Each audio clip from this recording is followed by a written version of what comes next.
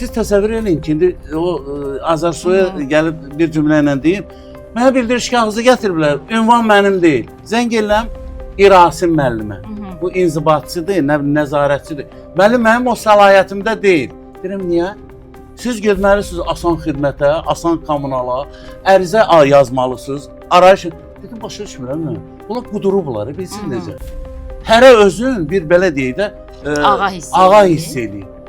Mən hansı kişinin belə deyim, oğlundan əski bir insanam, mən ehtiyatda olan bir zabitam, müharibə veteranıyam.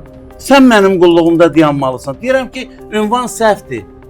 Deyir, biz mənim ona aydaq. Deyirəm, bəlkə sən mən bildirişi nəyə gətirmirsən?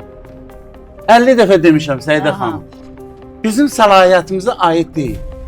Qardaş, mənim yaşadığım küçə Əlinin adını daşıyır, mənə gətirmirsən Vəlinin adını daşıyır.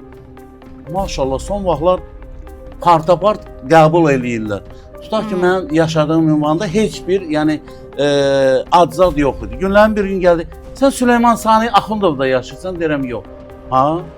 Sən Abay Kunanbayevdə yaşayırsan, deyirəm, yox. Bir hansında yaşayırsan? Şəxsiyyət vəsiqəsini göstərəm və indi sizə də göstərə bilərəm. Elə danışa. Heç nə yoxdur. Heç nə yoxdur.